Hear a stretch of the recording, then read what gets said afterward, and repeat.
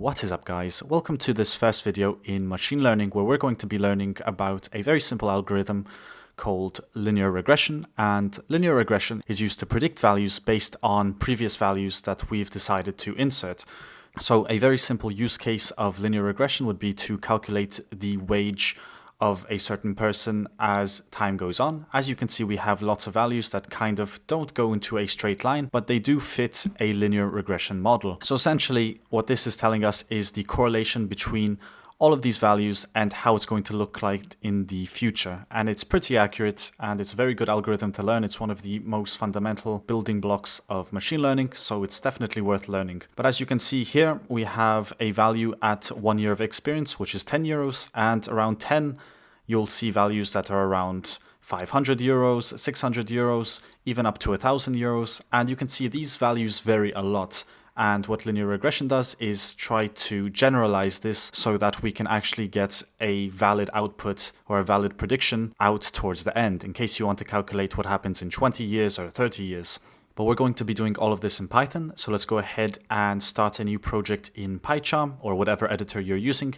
I'm using Python 3.8, so I definitely recommend you use Python 3.8 for the best compatibility results with this tutorial. But the first thing we have to do is open our terminal, and we're going to have to install a few packages which will allow us to create these charts and calculate predictions. So the first one we need to import is numpy. We're just going to go ahead and type in pip install numpy. After that, we can go ahead and install pandas to manage our datasets. After that, we should install the plotting library. So let's go ahead and type in pip install matplotlib. And finally, we have to install sklearn, which is going to provide us with a lot of basic functions that will allow us to actually predict variables. And that's actually all we have to do in the terminal. So now we can go ahead and close that. And the next thing we can do is get started with importing these packages. So first we're going to import numpy as np. Then we should go ahead and import pandas as pd, import matplotlib.pyplot as plt. Then from sklearn.linear model, we want to import linear regression. Then from sklearn.metrics, we are going to import the mean absolute error and the R2 score. And finally, from sklearn.model selection, we want to import train test splits for testing and training our models. So that's all we have to do for the imports. The first thing we're going to do inside here is create a function which is going to be called predict salary. And inside here, we are going to insert the years of experience. The first thing we want to do inside here is provide some dummy data. So I'm just going to type in data so we can remember that later. And this is going to be a variable called raw data, which is going to equal a dataset. And inside this dataset, we are going to provide two variables. One is going to be years worked, and the second one is going to be the salary. And for the first one, we are going to insert a list, and this is going to just be from the numbers 1 to 10. So we're just going to do 1, 2, 3, 4, 5, and 10. And then down here, we want to put some imaginary salaries. So let's say for the first year, someone earned 60 euros. On the second year, they earned 100 euros. On the third year, they earned 130 euros. Then for the fourth year, 150, 180, 230, 260, 270, 290, and finally 330. So as you can see, this is a very simple data set of 10 values each, which means we have 10 years of experience and 10 different salaries that come along with each year of experience. Then we have to go ahead and turn this into a data frame. So df is going to equal pd.dataframe, and inside here we will insert this raw data.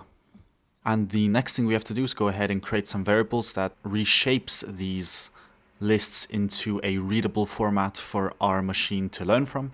So to do that, we are going to start with the naming convention of x, which is known as the input variables. So for example, here we're going to add a numpy array, and this numpy array is going to be made of a data frame at the index of years worked. So as you can see, this is going to be the input number, and x is just a naming convention used for the input parameters. And we need to reshape this to a -1 by 1 numpy array. And we are going to print this out later so you can see exactly what that does. Then we are going to insert a lowercase y, which is a naming convention for the output, or what we want to predict. So we're going to create another numpy array, and inside here we're going to insert a data frame at the index of salary. And then we have to call reshape once again, -1, 1. Then we can go ahead and print x and print y. And it was an uppercase X, so let's fix that. And just to show you what the reshape does, I'm going to remove one of these. So you can see these are two normal lists, which means one is going to look slightly different than the other because we did not reshape it. So let's go ahead and click on run. And of course I forgot to fold this function. So let's go ahead and predict salary. Let's just write 10 for no reason and click on rerun. So you're going to notice that the one that we reshaped turned into a different dimension array than the one that we didn't reshape, because this one over here is flat and the program can't read that. We need it to look like this for the program to be able to read it and make the prediction. So anyway, that's all this reshape does. So just make sure to put it on the y value as well. Let's go and delete these print statements because now we need to train the model. So to do that, we're going to go ahead and create 4 variables. One's going to be train x, test x, and then train y, test y. Next we have to call the train test split function, and inside first we will insert x and then the y. And then we are going to provide a random state, which can be any number. This just makes sure it's going to use the same samples every single time so we can reproduce the test with certainty. So I'm just going to insert 0 for this one, and we want the test size to be set to 20% of our dataset, which will be 2 values. In theory, you want much more than that because this won't be that accurate, but for testing purposes and for this video that only has 10 samples to work with, that is perfectly fine. And also, just to make sure you understand what we're doing here, I'm going to print this all out for you. So let's go ahead and run the program. So you're going to notice that the training samples are going to look like this. It's going to pick 8 random training samples for X and 8 random training samples for Y. Then that 0.20% we decided to randomly select as the test size is going to be split up over here and over here for both X and Y, so we can use it for the testing purpose. And the theory is that you don't ever want to use your training data alone because that will lead you to create biased graphs, and sometimes the training data will be so perfect, but the test data might not fit it. So the test data is just a better way to increase the certainty that your model is actually working. But of course we don't need this in our program, I just wanted to show you what it is. The next thing we have to do is go ahead and create the model, which is going to be a linear regression model. And we want to fit the data, which means insert the data so it can make the prediction. And as you can see here, it takes both an X and a Y.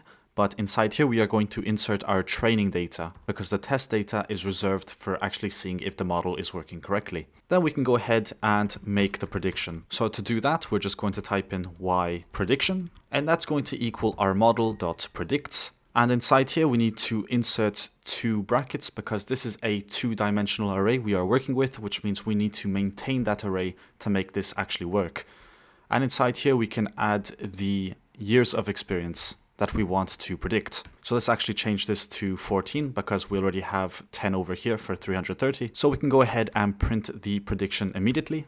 Let's go ahead and type in print y prediction and run the program. So right now you can see that at 14 years of experience, we're going to get a salary of 457 euros. And that is the current prediction, which doesn't look like it's too far off if you were to continue this line. But let's go ahead and dive a bit deeper into why we got this prediction. So we're actually just going to insert a string here so we know what this is. And we're going to type in prediction and add a comma here. So we will always see the prediction when we run this program. But we also want to go ahead and check how accurate our model is. So right now we're going to perform a few tests with the test data. So I'm just going to copy and paste this comment here. And here we're going to type in y test prediction. And that's going to equal the model.predict. And inside here, we're going to insert test x. Then we also want to create the line for our model, which is going to equal the model.predict and it's going to predict all of the values of x. Now under that, I'm going to show you a few methods that are going to help you understand more about your graph. So the first one we want to print is the slope, which is just going to be our model.coefficient. So this is going to be how the line is increasing, which can be 9 by 9 or 10 by 10. And just to explain it on a graph, let's go and change this to black. Pretend you have a dot here, a dot here, and a dot here. The coefficient will be pretty much how fast it is increasing at. Next, let's go ahead and graph the intercept, or print the intercept, which is just going to be the model.intercept. And what the intercept is the value that it goes past one of these lines, which means if it passes here, the intercept will be seen as this value over here. So we can actually go and run that so you can see what values we'll get so far. So for the slope, we have 30, which means in theory, every year the salary increases by about 30, and the intercept is going to be at 35. Next, we're going to go ahead and calculate the mean absolute error, and we're just going to type in MAE to keep that short, and that's going to equal mean absolute error with test y and the y test prediction. So this is going to locate all of the dots, and then it's going to calculate the distance from the line like this. So this one's going to be probably -10, -5, -4, and then +2, +10, +2. It's going to get all of this. It's going to add it all together, and it's going to get the mean. So we're going to get the average error rate. So let's pretend we predict a value of 450. This mean absolute error is going to tell us that that is the predicted value with an error rate of +10 or -10. So it's going to be around 10 values off, potentially. So if we go ahead and predict our salary now, you're going to notice we're going to get 457 as always, with an error rate of 10, which means you should keep into account that there might be a €10 increase or a €10 decrease in this value if you're making an accurate prediction. Next, let's go ahead and print one of the most important values, which is the R2 score. And that just stands for R squared. And what this calculates is the fitting of the data on the prediction, which means how accurate our model is. And it's going to return to us a value between 0 and 1. 0 meaning it's not accurate at all, and 1 meaning it's 100% accurate. So inside here, we want to insert our test data, test y, and the test y prediction. Now, if we go ahead and click on run, you're going to notice it's going to tell us that our model is 97% accurate. And I'm going to go ahead and plot this data so I can explain it much better, because without the plot, this data is kind of useless at the moment. So inside here, we're just going to plot the data. Here's a comment to plot the data. We're going to call plt.scatter, and we want to scatter our x and y values, and the size is going to be set to 12. We're going to supply some labels for the x, years of experience, and plt y label, which is going to be the salary. Then we also want to plot the line that shows our linear regression. So we're going to insert x, the y line, and we're going to set the color to red. Then all we have to do is go ahead and show this plot. Now finally, we can go ahead and run the program, and it's going to take us to our graph. So as you can see here, these are the salaries that we have recorded, and what linear regression does is find the most fitting line that goes through all of them, so that we can generalize it in the future to see what values we could get, or to predict some values. So what I wanted to explain earlier is that the R squared score and the mean absolute error are very similar.